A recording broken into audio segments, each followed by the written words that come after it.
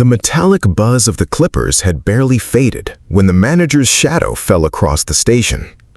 "You gave away company service," Gregory snapped, his voice echoing off the floor-to-ceiling mirrors framed in polished walnut. "This is an elite establishment, Marcus. We don't run a charity. Pack your tools, you're done." Every soft leather chair in the high-end grooming lounge was occupied. Wealthy executives, corporate lawyers, and city officials watched the scene unfold in silence. Not a single person spoke up.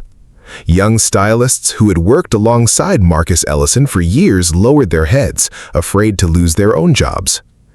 Two suited security guards moved quietly into position near the velvet rope exit. The man who had just received the haircut was Thomas Vance, an 82-year-old black war veteran sitting in a faded military jacket. His hands trembled as he reached into his pocket to pull out a crumpled $10 bill, all the money he had in the world. Marcus gently pushed the veteran's hand back down, smiling softly. "Keep it, Mr. Thomas. Your service to this country paid for this haircut 50 years ago." Gregory sneered, snatching the scheduling tablet off the counter. "That sentiment just cost you your livelihood, Marcus." Marcus Ellison, a 48-year-old master barber with nearly 30 decades of dedicated service, did not argue. He did not shout. He carefully unclipped his cape, wiped down his shears, and placed each worn tool into his weathered leather briefcase with calm, deliberate precision. He moved as though dignity were the one thing in that glittering room Gregory could never take from him. To the wealthy clientele of the lounge, Marcus was simply the quiet man behind the chair, a reliable pair of hands that kept them looking sharp for their board meetings and galas. But beneath his humble demeanor lay a story defined by immense personal sacrifice and systemic endurance. Born in a neglected district of Atlanta, Marcus learned the art of barbering from his father, a man who believed that a barber's chair was the heart of the black community, a sanctuary where men could stand tall, share wisdom, and hold on to their humanity despite a harsh world outside. When Marcus's father passed away, he left his young son with nothing but a set of chrome clippers and a vital piece of advice. Honesty and kindness, Marcus. Never compromise your integrity for $1. When Marcus had his own son, Caleb, he swore to break the cycle of poverty that had constrained his ancestors for generations. Marcus worked 16-hour shifts, 6 days a week, standing on aching feet until his ankles swelled. Every tip he earned was funneled directly into a savings fund for Caleb's education. There were nights when Marcus skipped meals so Caleb could have fresh school supplies. When systemic lending barriers prevented Marcus from securing a loan to open his own barber shop, he swallowed his pride and took a subordinate job at the prestigious exclusive lounge, enduring subtle microaggressions and low wages for years, all to ensure his son could attend the finest university in the nation. Caleb absorbed his father's sacrifices. He studied late into the night, earning a degree in corporate finance and venture capital. Over the next 15 years, Caleb rose through the fierce, competitive world of global investment, eventually becoming one of the most successful black private equity leaders in the United States. Yet, despite his immense success, Marcus insisted on working every single day behind the chair. He believed that labor kept a man grounded, and he refused to let his son's fortune make him soft. As Marcus snapped his briefcase shut and turned toward the glass doors, the heavy oak entrance swung open. A fleet of sleek black sedans had just pulled up outside the establishment.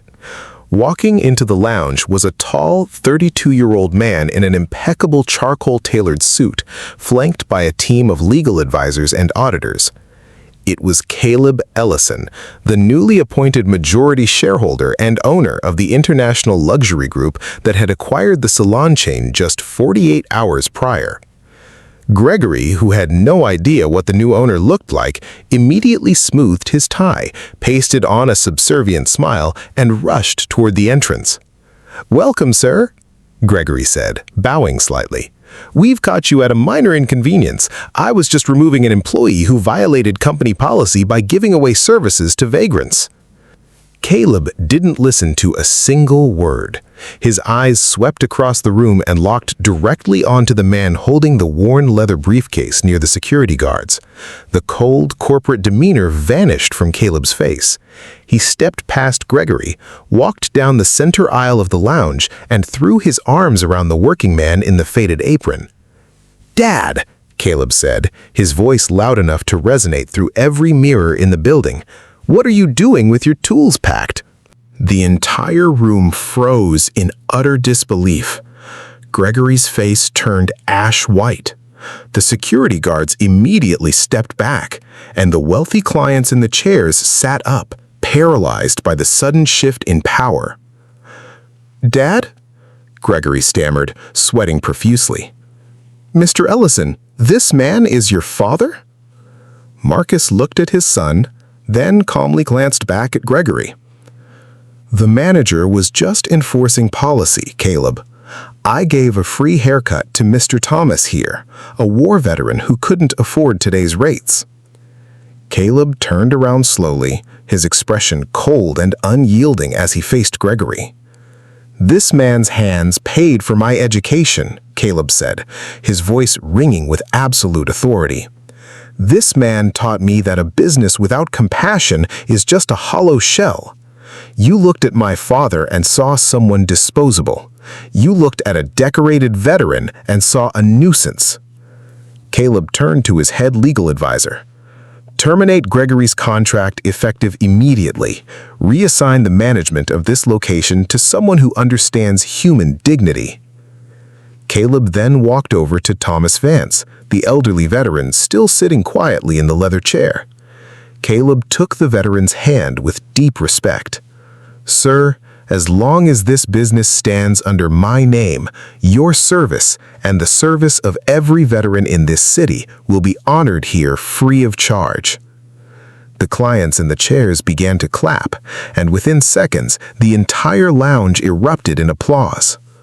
Marcus Ellison smiled softly, picking up his leather case one last time, not to leave in disgrace, but to take his place as the newly appointed head of cultural operations for his son's company. In a society that often measures a person's worth by their title or the weight of their wallet, Marcus Ellison proved a timeless truth. Quiet kindness is never a weakness, and the seeds of integrity planted in sacrifice will always yield a harvest of honor.